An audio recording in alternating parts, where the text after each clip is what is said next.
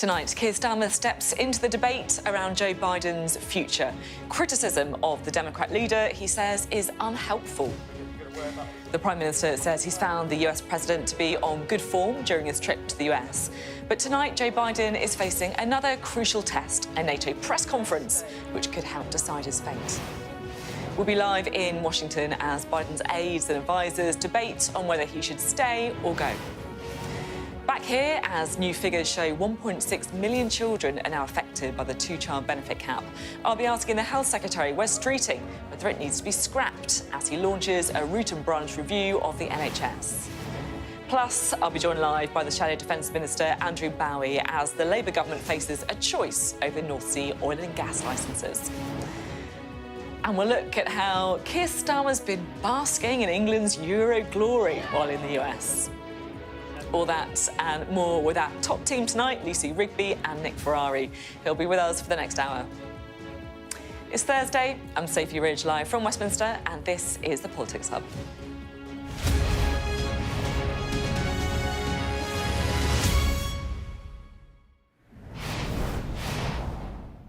Hello, good evening. Well, Keir Starmer is at his very first NATO summit as Prime Minister, talking defence, security and geopolitics. Now, what I should say is it is a chance to strut the world stage, to look prime ministerial, and perhaps most important of all, to try and build those personal relationships with other world leaders that always matter so much in politics. I think Margaret Thatcher and Ronald Reagan, Tony Blair and George Bush. One former chief of staff to a PM told me that really these summits are actually about one thing, trying to get as close as you possibly can to whoever the US president is. But this is actually not a normal NATO. In American politics, well, it's not business as usual, shall we say. The whole summit has been overshadowed by the health of President Joe Biden. So every interaction, every piece of body language is going to be poured over as usual, but not to see who's getting closest to the president. This time it's been scrutinised to see whether it looks like Joe Biden could pull out of the race for the White House. George Clooney thinks he should. He wrote that open letter last night to say it was devastating to say it, but the president, in his view, is no longer the Joe Biden of 2010 or even of 2020. But the president himself, though, well, he says he is not going anywhere. So Keir Starmer faces a choice. Should he back Joe Biden or keep his options open? Perhaps, unsurprisingly, he's actually gone out of his way to be helpful to the US president, telling our political editor, Beth Rigby, that the criticism is misguided and that Biden was on good form when they met. But later on tonight, the US president will hold a press conference with reporters, the kind of unscripted event that is seen as a big test. And I have to say, that did make me think. If a news conference this evening is seen as a test for the president's fitness for office, well, it's not really great if you're asking voters for another 4-year term. Let's now go, shall we, to our first report this evening from our political editor, Beth Rigby. Prime Minister, hello. And how does it feel to be called that by the President of the United States? It felt very good. We were able to affirm the special relationship which has existed a long time between our countries, forged in difficult circumstances, and as important today as it's ever been. There's been lots of concern about the President's cognitive ability, claims that he could be becoming senile. Do you think that is misguided, given that you have spent time personally with him? I spent time with him yesterday. We were billed for a 45-minute bilateral. It was best part of an hour by the time we'd finished. We covered a lot of ground, strategic ground, stuff that I particularly wanted to raise. But Gareth Southgate made the check. He was on good form, and I was very pleased that we were able to cover that amount of ground. So you think that criticism is misguided? Well, he was on good form with me, and we were covering it's misguided. really important... Yes. And on NATO and US and future, do you accept, Prime Minister, there's a strong likelihood that the US will elect Donald Trump in November? Well, that's a matter for the American people. I'm not going to speculate about that, but it's clearly a matter for the American people. But do you acknowledge that the US's commitment to European defence is going to change and Europe will have to pay its own way more? Well, the election is obviously for the American people. We will, as you would expect, deal with whoever they elect as their president. The special relationship but Europe are going to have to put more money in. But Europe will have to put more money into defence. Well, look, I'm not going to get ahead of myself on this, but in terms of the contribution of all NATO allies, you're right to say that we're all going to have to put more in. That was a big theme in the Council yesterday, particularly in relation to Ukraine. You won't actually commit to it. You've said it's a commitment. So it's an ambition, really, isn't it? You're talking the talk and not walking the walk. Well, I think it's two different things. The contribution to NATO, which is that 2% target, which we already meet. In fact, we're above that. No, the NATO target is 2%. Yes, but your target... as a minimum. Our target for our own spending is 2.5%. By the end of Parliament? But clearly on the NATO commitment, we're already there and exceeding that the commitment. End of Parliament? And we want all allies to make that contribution. That's very clear yesterday. It's a collective resolve. On the 2.5% you asked me about, that is our commitment. That's the overall... No, it's a commitment, but it's a serious commitment, which is why I wanted to set out a roadmap to it within our fiscal rules. By the end of Parliament? I think what would be unserious would be to simply pick an arbitrary date, because that's what the last government did. It said, here's the date, we won't tell you how it's going to be paid So for. let me put it another way. So what I want to do is make the commitment, be absolutely clear how we reach that commitment, and that it's within our fiscal rules. Final question. You said at the time of the Platinum Jubilee, it was the proudest day of your parents' lives to go to Buckingham Palace and to see you receive a knighthood. What do you think they would have made of seeing you, their son, walking through the door of Downing Street as Prime Minister? Oh, they'd have loved that. And there's a real part of me that just wishes that they could have been there, because that would have been very special for them. Obviously, they're not with us anymore. They won't have that moment. But I can't pretend to you that I haven't thought about that. Was it a bit bittersweet then? Not bittersweet, but, I would have loved them to have been there. And they weren't there. And Vic obviously lost her mum in the Labour leadership contest, so both of us had a thought and a discussion about that. We would have loved our parents to have been there. They weren't, but we smile because we know what they would have thought had they been there. OK, Prime Minister, thank you so much. Well, Beth Rigby joins us now from Washington. Beth, can you give us a bit of insight into how you felt the interview with Keir Starmer was? How was his manner? Well, I think what we're seeing really is Keir Starmer becoming more confident now he's actually got the top job. When I asked him about President Biden, his cognitive ability, whether or not these claims about him going senile, what the Prime Minister thought about it, I thought he might swerve the question, but after a couple of attempts he did not. When I said to him, is it misguided, this criticism, he quite simply said yes, personally I think it is. He was on good form. So he's been a bit more forthright, if you like, in his views, but also being very diplomatic there. When I asked him about President Trump and the prospect of a Trump presidency, what that might mean for NATO, he was very clean about that, saying that's down to the American people and that is a domestic issue. I think also about the interview, it was a bit of a kind of catch in the moment for him. At the top, I asked him about how it felt when President Biden called him Prime Minister. He smiled and said it felt very good. At the end, I asked him about his parents and how they might have felt seeing their son go through up the steps of number 10 and through that famous black door. And where you heard what he said, it was quite emotional. He seemed a little bit teary almost as he remembered fondly his parents. And I think really this is the first summit, maybe the last summit he'll have, where he can be on the world stage without political baggage. He's a clean skin, if you like, but I think as time goes on, and there was hints of that in that interview where we talked in the longer one about the prison crisis back home, about NATO and defence spending. John Healey telling me earlier today that he thinks we have a decade of Russian aggression to face. So questions about how he spends fragile public resource, where does he put it, that's all waiting at the intro when he gets home. But for now, I think in terms of the world stage, certainly European leaders here, including Chancellor Scholz and President Macron, have welcomed Keir Starmer. They know that he is pro-EU. They know that he wants to forge closer ties. He did not want Brexit. That plays well here with both European leaders and with President Biden. And while Rishi Sunak was welcomed on the world stage, I get a sense, and I've been in the Oval Office with 3 different Prime Ministers and President Biden, that Keir Starmer really does have an edge because of that pro-European stance that he has always taken, and the close relationship between the Democrats historically and the Labour Party both lean into the same political wing, if you like. So very positive trip for Sir Keir Starmer. It is going to get harder when he gets home. He's talking about a prisons announcement imminently, and also he's going to announce the strategic defence review, we think, next week.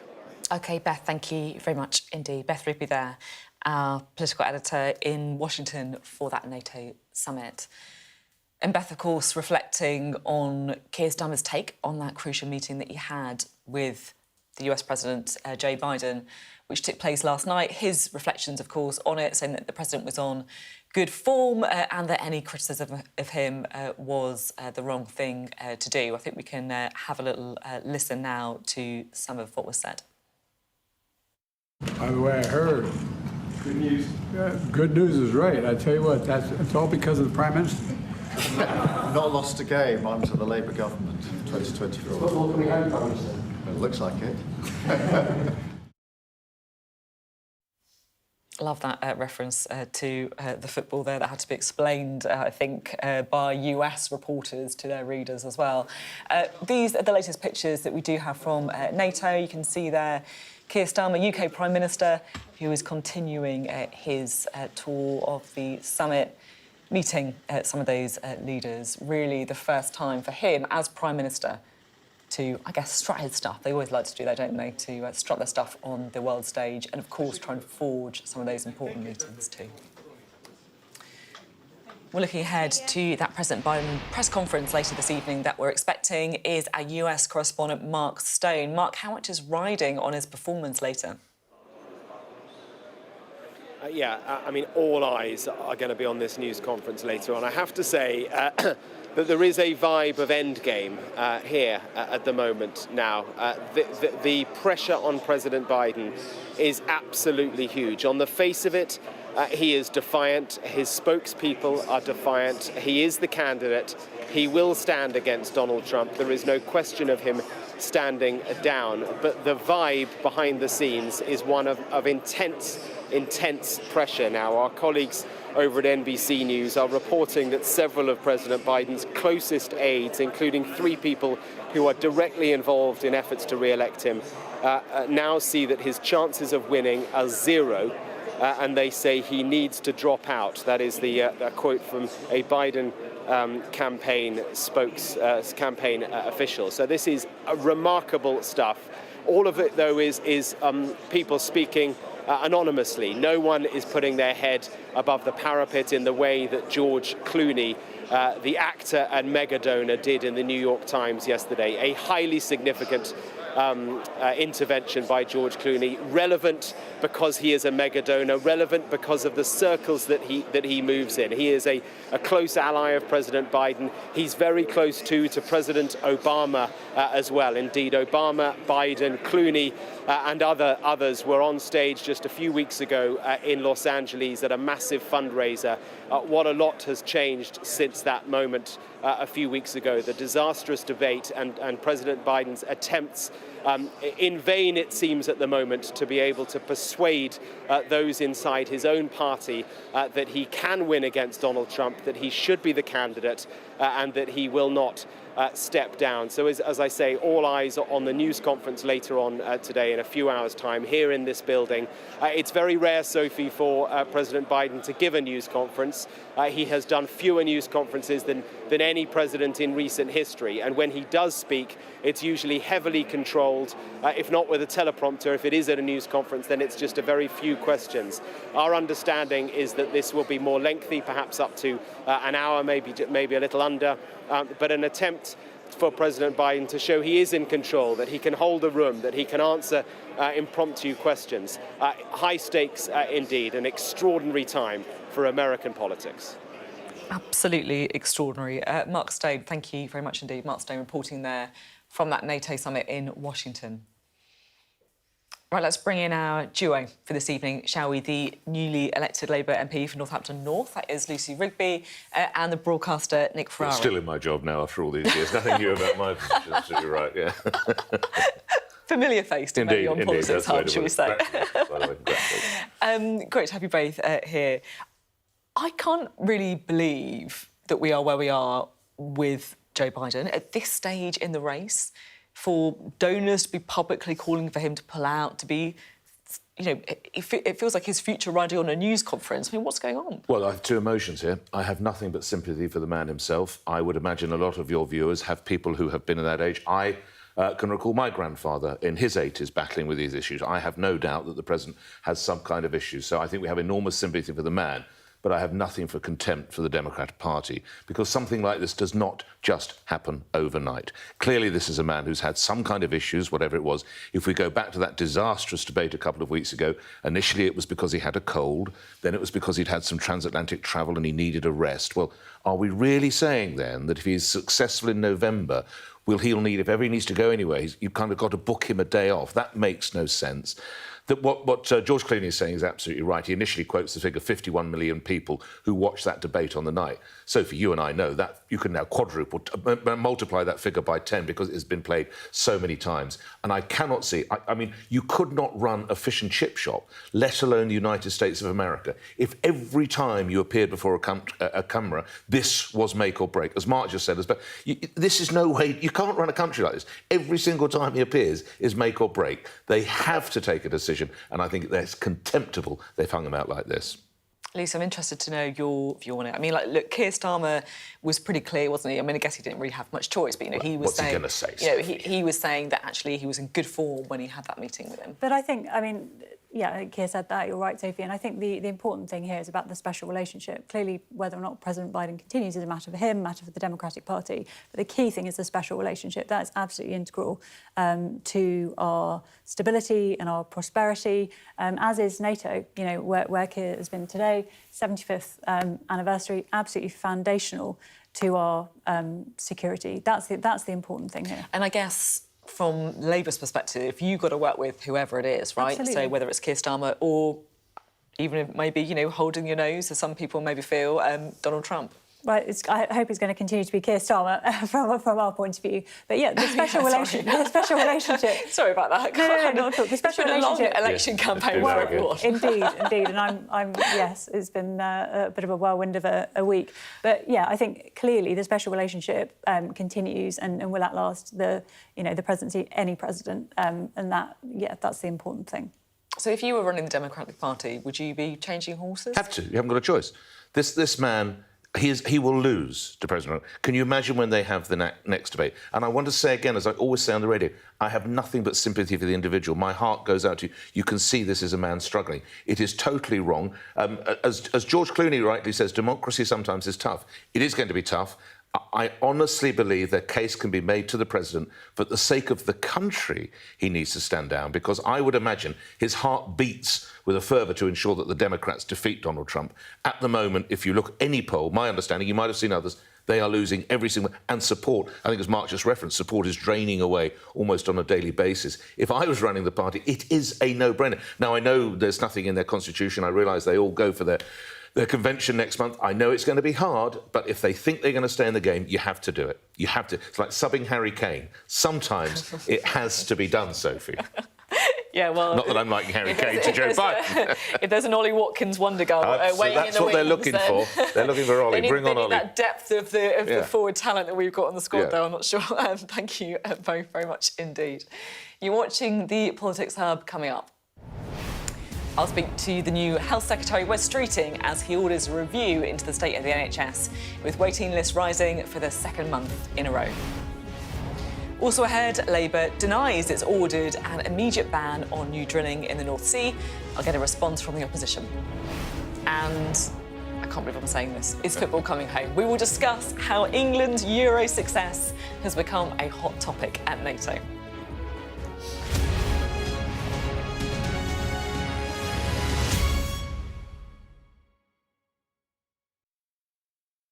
Three, two, 1. We've got an election, haven't we? We'll start with the rehearsals. Let's do that again, one more time. You've got to be the best, but that is quite a lot of pressure. It's just keeping up with everything. You don't know what's going to happen day to day. And being forcibly removed. You've got to beat your journalistic competition. Every day matters. That was a very tense interview, and I'm still slightly shaking. You train hard and you fight easy, and I think that's what we're doing.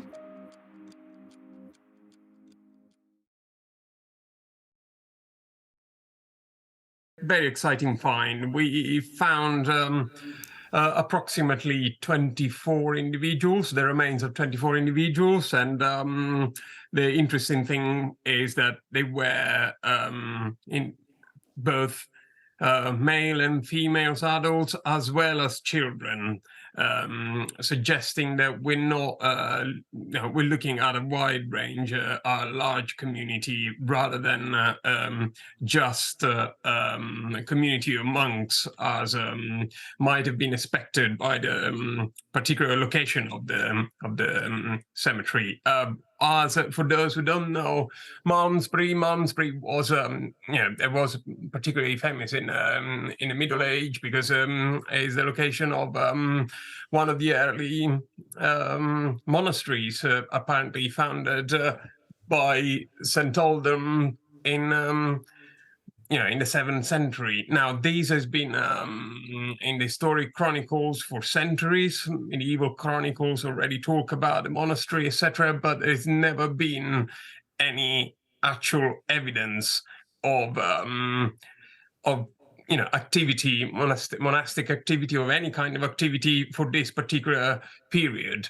The same way, there's been, the same chronicles mention a lot of churches in the area where now there are the remains of the abbey.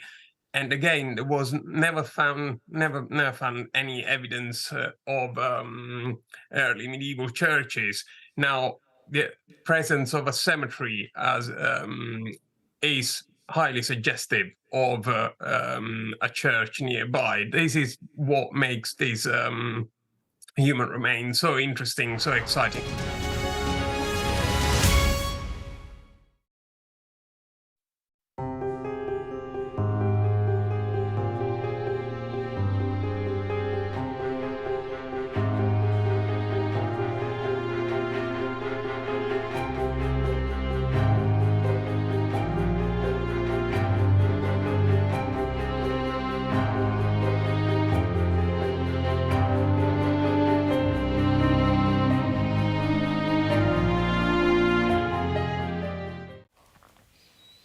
Hello, welcome back to the Politics Hub. Well, the waiting list for routine hospital treatment in England has risen for the second month in a row. That means the backlog for hospital care now stands at an estimated 7.6 million treatments. And it comes as the new Health Secretary has ordered an independent review into the performance of the NHS.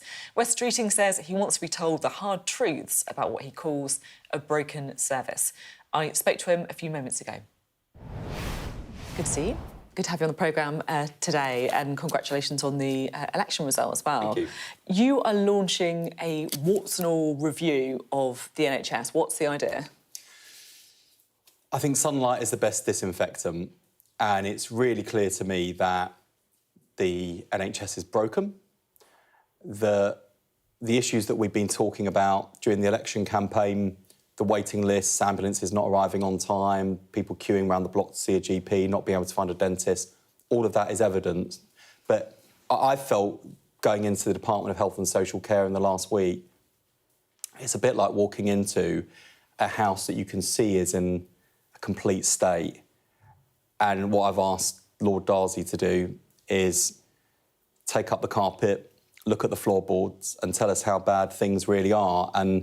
And there's a central principle here, because as well as the immediate steps we've been taking, and I've been taking in the last week to deliver on our promises, we said we would deliver a 10-year plan for the NHS. Work's already underway on that at pace. But I think a crucial foundation is, and who better to ask than a doctor on this?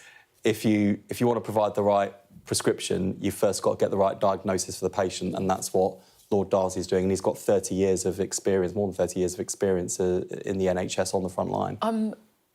You say that the NHS is broken. I was quite intrigued by Jeremy Hunt's speech after he kind of managed to cling on unexpectedly in his constituency, because he said this about Labour. He said, I hope in particular they use their majority to make much-needed reforms to the NHS in a way that is sometimes difficult for Conservative governments to do. And it felt to me like what he was trying to say there is the NHS is broken, there are some hard truths that we need to kind of front up to in terms of reform, but because Labour's more trusted on the NHS, it's easier for Labour to do that. Do you think that's true? I think it's true that people don't trust the Conservatives with the NHS, and who can blame them after the state they've left it in. I think it's also true that people know that Labour's values run through the DNA of the NHS. We created the NHS. We love the NHS. I mean, the NHS saved my life when I went through kidney cancer. It's been there for my family when we've needed it. Sometimes it hasn't been there when we've needed it too. So it means a lot to me, and it means a lot to Keir, it means a lot to the government. But we've also got to make sure that we're not dewy-eyed and sentimental about those challenges. And I was really encouraged last week when I said, look, the policy of the government is now that the NHS is broken and we've got to fix it. I was inundated with not just patients, but people who work in the NHS saying, finally, someone's going to be honest about what we're going through, what we're living through. But I guess, you know, he's talking about the reforms as well, isn't he, right? Not just the diagnosis, but also what you do about it. Like, for example, is it easier for a Labour Health Secretary to talk about the private sector being involved in certain ways in the NHS? Yeah, well, I mean, I've said we're going to use the private sector's spare capacity to bring down NHS waiting lists, because it's both the pragmatic thing to do. If there's spare capacity, why not use it? It's also the principled thing to do, because we've got a two-tier system that's opened up where those who can afford it are going private and those who can't are being priced out and left behind. And my Labour principles say that working-class people deserve the same quality, the same access to services as people from wealthier backgrounds, and so I think this is the principal thing to do. I also said this week at a conference hosted by Tony Blair that I want the Department for Health and Social Care to be a key driver of economic growth in our country, and whether it's helping people to get back to health, which will help lots of them get back to work, or whether it's partnering our NHS with our incredible life sciences and medtech sector in this country to drive and power this technological revolution here in Britain, or whether it's making sure that we're thinking about the NHS and social care as employers in every community in the country and how they can act as economic anchor institutions for good jobs and growth that's evenly spread. There's a big role for us to play here in helping the Chancellor to achieve the #1 mission of the Labour government, which is get our economy growing again. One of the key challenges that you've got right now is the junior doctors' strike. Give us an update on those talks. You're meeting them next week again, aren't you? Yeah, so I said we wouldn't waste time. I rang them on day one. I had them in the department on Tuesday this week, and we were meant to see each other for half an hour. We were there for an hour, and I was mainly there to say, look, tell me how this has gone wrong, why the relationship broke down so badly in the last government, and what we can do. And they're coming in next week, so we want to keep the momentum up and give junior doctors the confidence of knowing that their government will treat them with respect, unlike the last government. They want a pay rise of 35%. And they've also said, to be fair to them, that they're willing to negotiate. And in that spirit, we're entering this process in good faith. I'm genuinely angry at the way that junior doctors have been treated. I was shocked to learn this week the last time a health secretary met with the junior doctors was in March this year. We had strikes the week before the election in July. What on earth were they doing in that government, not meeting junior doctors for months ahead of strike action? That's how seriously they took it. I phoned the junior doctors on day one, I had them in on week one, and I'm going to be seeing them again in week two, and we will work together until this is solved. What the previous government would say is that they did manage to get pay deals agreed with other parts of the NHS. Well, they presided over the first national strikes in the NHS's history, and you know, we certainly did have national strikes under the last Labour government. Let's look forward.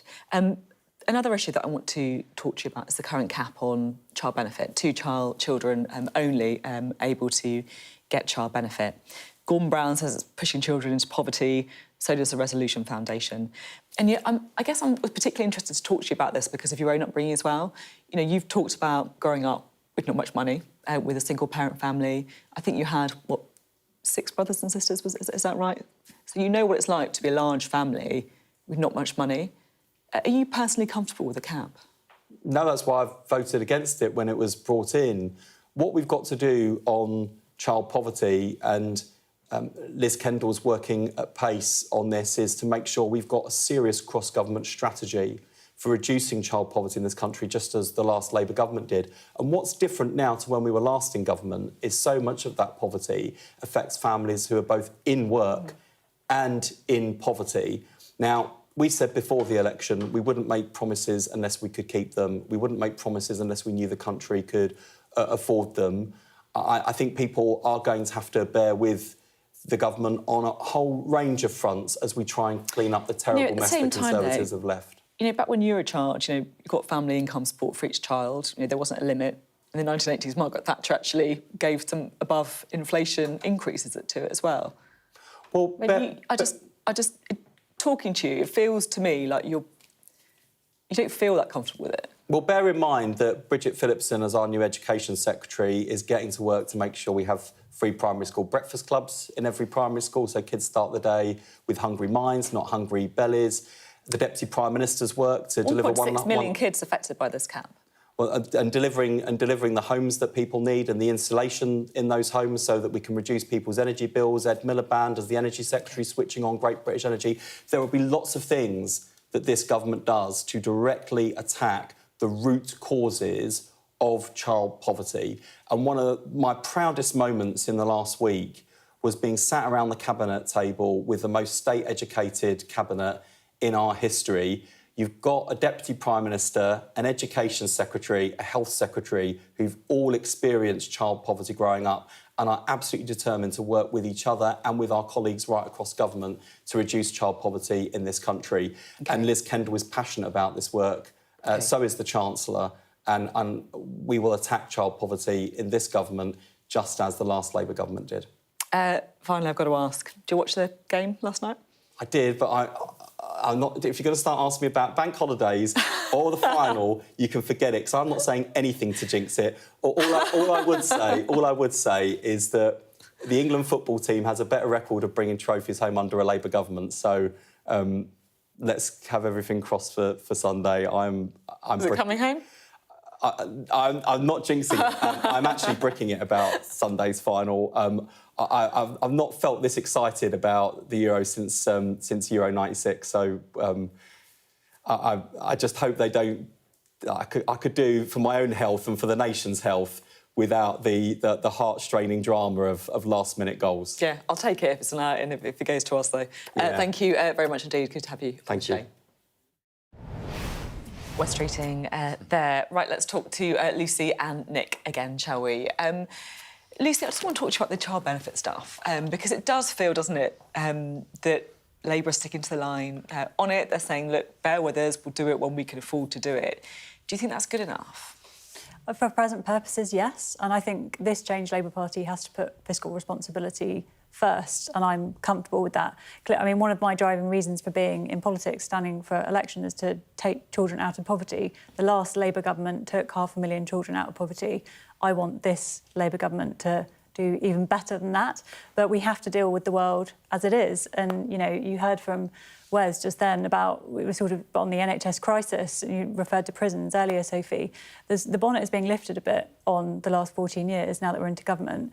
And this sort of the scale of the irresponsibility and negligence is being laid clear. At the same time, though, and look, I get the economic inheritance. I think no one would argue with that, right? But it is about priorities, because, you know, at the same time, Keir Starmer was talking about defence spending, aiding Ukraine.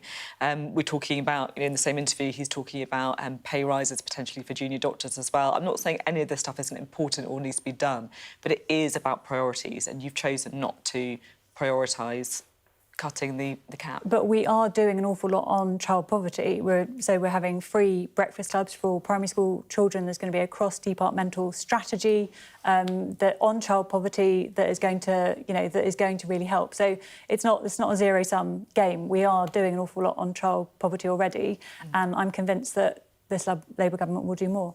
What's your sense, Nick? Do you think this could end up being an issue for Keir Starmer? I mean, he's got that stonking great majority, but there is obviously some concern about the policy. Well, I listened to your interview with Wes Streeting, who I think is a very, very bright man, but I think Labour are still actually in campaigning mode. They don't realise now they're in governing mode and they can actually do things.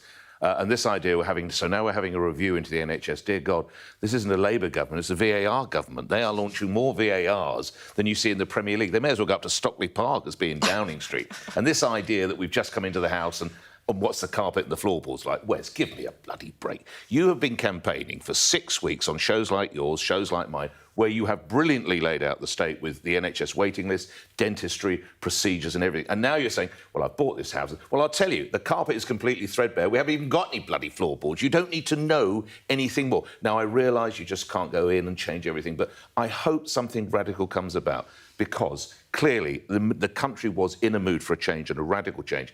But we can't keep hearing about, we're having a review into defence spending, we'll let you know. We're having a review into the NHS, we'll let you know. We're having a review into it. Just get some decisions done. It really reminds me of 2010, to be honest, this strategy. I don't know what you think, of when, David Cameron and George Osborne, they came in and they quite successfully, while Labour was grappling with itself, managed to pin the economic problems on the last Labour government. It feels to me like that is exactly the strategy that Keir Starmer is doing here. But people also appreciate the honesty. And Wes come in, he's called the NHS crisis a crisis. And as we heard in the interview, people appreciate that. You don't need to be Nostradamus to see it's a crisis. There's been a decline in faith in politics. There's plenty of broken promises over the last 14 years.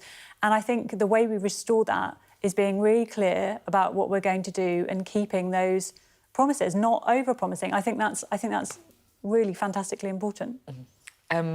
He looked a bit nervous, I thought, when talking about the Euros. Like you're saying, Wes is always so slick. He's the most ultimately slick. He's great, you can throw anything at him, and he was like, I'm not going to jinx it. I think he's come back the mood of the nation there. I'm very nervous about it as well. And, I am. I don't want to talk about it. I get it as well. Yeah, Nick, before in the ad break, he was telling, he's like, don't talk about whether it's coming home or not. I know. I'll always probably be wearing the same shirt, coming into the studios in the same, everything you can think of. It would be fantastic for the country if they can bring it home. Yeah, and what a triuff for Gareth Southgate, with all the criticism he's faced. We'll be talking about that. Will we? Well, I'll go then. Don't worry, we won't ask you the forbidding question. Coming up next on the Politics Hub.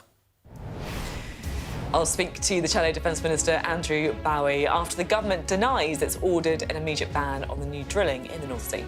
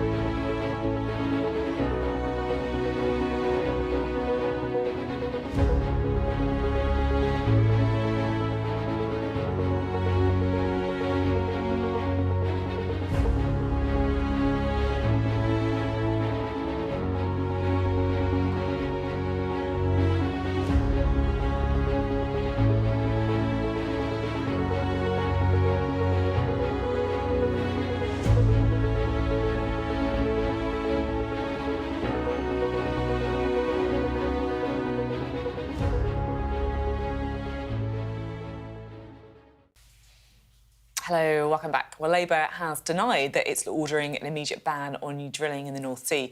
Reports today suggested the Energy Secretary Ed Miliband had told regulators not to approve a new round of drilling expected in the coming weeks. But the Department for Energy Security called the stories a complete fabrication. But it is clear, though, that the Labour government faces a choice over North Sea oil and gas licences. And to discuss that further, we're joined now by the Shadow Veterans Minister, Andrew Bowie. Good to have you on the programme. Good to be here. So Labour wants to ban future North Sea oil and gas licences in the North Sea. I mean, look, if they want to meet their targets on net zero, they've got to make some tough choices, right? Absolutely, but we had exactly the same target for net zero by 2050, and it's very clear that unless the energy companies that are existing in the UK are continuing to make a profit and continuing to invest in the North Sea, then they won't be investing in the new technologies that will help us become greener and cleaner in the future. It was the former head of OE UK, the Offshore Energies UK trade body, that said, who do people think is going to invest in the future of the energy industry? It's not the chocolate industry, it is the energy industry. And if we drive away investment, and we drive away jobs, and we drive away these companies from making money here in the UK, capital is mobile. They will move to other parts of the world where they are welcomed and where drilling is continuing, be that the Middle East, the Gulf of Mexico, the Pacific. So we need to ensure that we continue to have exploration and drilling in the North Sea to continue for our energy security reasons, because we don't want to become more reliant on foreign imports, but also for economic reasons as well. I'm confused as to why drilling licences in the North Sea would have anything to do with energy companies deciding to invest in green. These are two completely separate things, aren't No, they? they're not. I mean, Shell, Total, these companies, they're the very companies that are developing offshore wind. They're businesses, aren't they? They're not going to be like, oh, no, the UK government been nice to us because they're drilling licences, so we'll reward them by investing in this green energy. It's about security and certainty, and if they don't have the security and certainty that they continue to make money out of what is their core business, which is extracting oil and gas from underneath the North Sea, the capital that they are currently investing but they can go and do that elsewhere, can't they? They will do that elsewhere, and they'll take the jobs and the expertise that we need in this country from the existing energy sector will move, and we won't have the people or the skills or the manufacturing base to develop the new technologies that will help us get to net zero. But it's more than that. This is an economic issue too. The North Sea oil and gas sector generates tens of billions of pounds for the Exchequer every single year. Hundreds of thousands of jobs across the UK, not just directly but indirectly, are reliant on this industry. And in Scotland especially, this decision not to grant new licences will have a terrible impact, especially in the northeast of Scotland, where so many jobs are reliant on it. You say that you have similar targets on net zero, but it was pretty clear, wasn't it, that during the election campaign, the Conservative Party was campaigning on the fact that they wouldn't allow green policies to impact people's pockets. So whether it's, ULEZ or whether it's whatever, that was clearly part of the election messaging. I'm really interested to look at some more in common polling data out, which showed that ditching some of those green policies at the election was a bit of a turn-off for voters. It actually led them to switch from the Lib Dems to the Lib Dems or the Labour Party. Do you acknowledge that? Look, I mean, we had a very ambitious target of getting to net zero by 2050. We delivered the first, second, third, fourth and fifth largest offshore wind farms in the world. We revolutionised our nuclear sector, and we were investing in new technologies that would get us to that cleaner, greener future. But we also decided that we had to take a proportionate and pragmatic approach to getting to net zero. It didn't work, they did it. Voters didn't like it. They wanted you to be more green. Well, we lost the election, Sophie. I think that's quite clear. That's why I'm sitting here as a member of the shadow cabinet and not in the government anymore. But the fact is that was what our position was, a pragmatic and proportionate response to net zero, not hitting consumers in the pocket at a time when energy bills were higher and the cost of living crisis was really biting. We decided that people needed less a direct impact on their wallets, and that's why we took the decisions that we did. You're saying there that you lost the election, which you did, obviously, so many of your colleagues losing their seats. They're extraordinary, numbers, I'll be frank, for the Conservative Party. I think you lost 2/3 of your MPs, or something utterly kind of unbelievable. Your majority went up, though. I mean, is that a reflection on how badly the SNP was doing?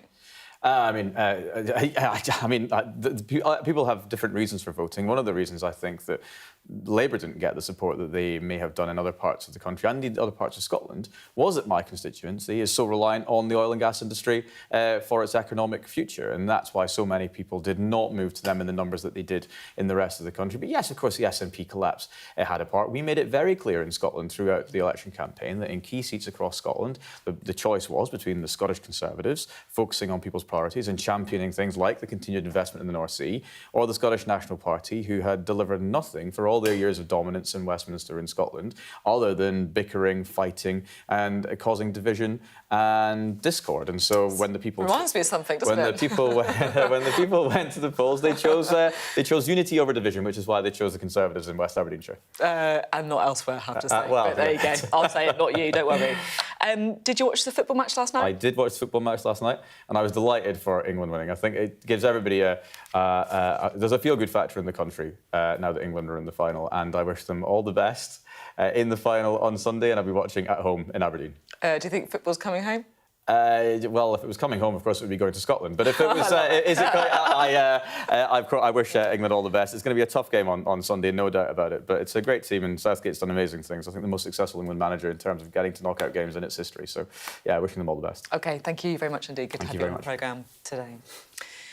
Well, that debate around North Sea oil and gas licences will almost certainly be in tomorrow's papers. What is Labour doing? What are they not doing? We will have our extended press preview and news review from 10:30 this evening with tonight's news and tomorrow's headlines. Joining us will be the columnist and broadcaster Steve Richards and the former Conservative Special Advisor Sam Shah. Right, let's bring in our duet for tonight, shall we? I was really interested by that polling on the net zero stuff from the Conservatives, because I think they obviously felt that was a vote winner for them, and yet the polling suggests that actually it was a turn-off. Does that surprise you, Nick? Or I think the Conservatives were so all over the place on so many issues. I think you're right to put out the stats that you did. Clearly, it didn't work. But I think people weren't just voting on that. They were voting on a raft of issues. They were voting on the NHS, as we've just heard from Wes. They were voting on people not being able to get their mortgages. But, yeah, it was a contributing factor that led to their downfall, undoubtedly. And what's going on with Labour and these North Sea oil and gas licences then? Why is there so much confusion about it? Well, we are working with the North Sea Transition Authority. So we've said no new oil and gas licences, but clearly to get to where we need to be in terms of the clean energy transition, you need a balanced and a responsible transition. There are a huge number of jobs. Clearly in oil and gas, we've got real expertise in that area. We don't want to jeopardise our energy security by eliminating it entirely, as we've said. That's why we've got the position that we had in the manifesto. But to come back to the point you asked Nick about, Sophie, and about the polling, I think, as Nick said, clearly people were voting on a whole range of issues. Yeah. But it could also be that people link, what we were talking about on GB energy, insulating homes, etc., with lower energy bills. That stuff helps you deal with the cost of living crisis. So it could be the other way around. Yeah, it's interesting. It did feel as well, didn't it, that the issue the Conservatives had was that they were just losing voters to everyone, right? Kind of voters perhaps in certain parts of the country or in certain voter kind of groups who liked their green policies but were unhappy for other reasons, and then just losing votes to the Lib Dems elsewhere. Although not to the SNP. I was quite interested to see that he actually improved his majority. Yeah, credit to him. Obviously, he fought a very good local fight. I think it's one of the two, isn't he, that only managed to do that. Presumably, when the Conservatives meet each time down here, they play The Great Escape as now their theme tune, because they're a very small band, but they're very determined. He's obviously they've got to regroup, and they've got their own fights to worry about. But again, I do think this comes back to the point I would make with the greatest respect. You're now at the party of government, so, you've had the opportunity to talk about it, you've had your reviews, it's not like you've come into this. You've quite rightly been hurling criticism at that government for many, many years. We need to see some action, I think, as soon as... we have been doing stuff, Nick. Well, you're releasing prisoners, yes, that's always good. No, well, there's a National Wealth Fund, onshore wind, people are delighted in the context of energy that we've just been talking about. Nick, stop it. There's plenty of stuff that we're doing. We're hitting the ground running. Yo, undoubtedly you are. Which of the Conservative leadership candidates would you be most afraid of? Ooh. What do you reckon? Gosh, do you know, I'm not sure it matters, actually. I think the Conservatives are continuing to fight amongst themselves, to talk to themselves. We have just won, Labour's just won a huge mandate for change. As far as I've heard, as I said, it's been a whirlwind of a week for me, but as far as I've heard, the Tories, those that are left, are continuing to talk to themselves, leaking. You must have been keeping. You must have come on. You must have been watching what's going on in the leadership race as well, right? I saw something. There was something to do with a leak that someone was having a go at someone else. But to be honest, then someone was having a go at someone else again. So it's hard to keep track, frankly. I don't know why it's causing so many problems. They simply have to find out of the candidates whose father was a toolmaker and then that's it. We're done. Just give him or her the job and we can all move on. Easy. A little bit of free advice. Yeah, there you go. I'm happy to help. For the Conservatives. Thanks both very much indeed. Still to come on the Politics Hub. We've not lost a game under the Labour government in 2024. It looks like it. The PM's honeymoon period continues. A bit of a gleeful Keir Starmer makes the most of England's football success on the world stage. Coming up on the UK Tonight at 8, we'll hear from the friends of a mother murdered with her 2 daughters at their home in Hertfordshire. The suspect in their deaths is in hospital with police still unable to speak to him. Also this evening, a manhunt in Bristol after human remains were found in 2 suitcases. And we'll be live in Germany as the England team and their fans prepare for the final of the men's Euros. All that and much more on the UK Tonight at 8.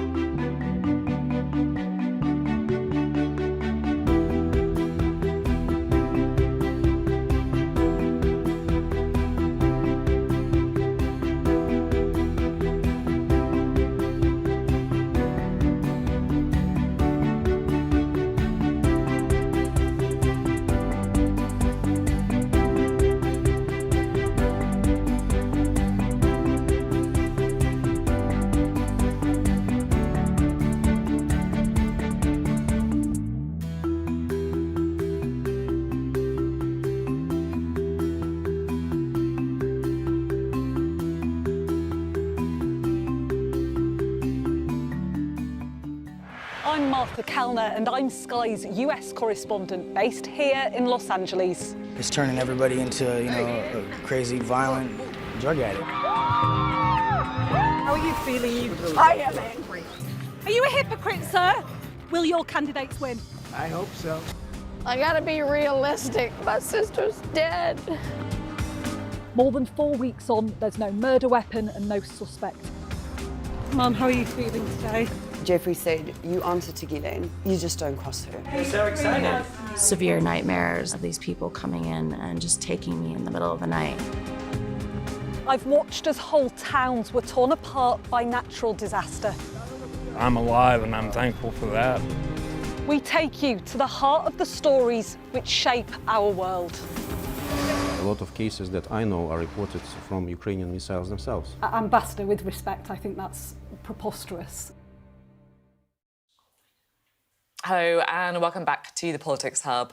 Well, amid all the handshakes, the photo ops and the top-level meetings at NATO, there was perhaps one moment away from the politics that was possibly even more exciting for the new Prime Minister, because hundreds of miles away in Germany, England secured their place in the final of another Euros after a late goal from Ollie Watkins against the Netherlands. And Keir Starmer managed to pop out to watch some of the game as well, along with the Dutch PM. That was a bit awkward.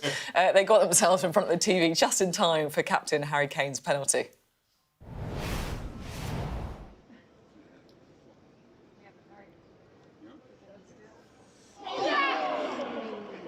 Never in doubt.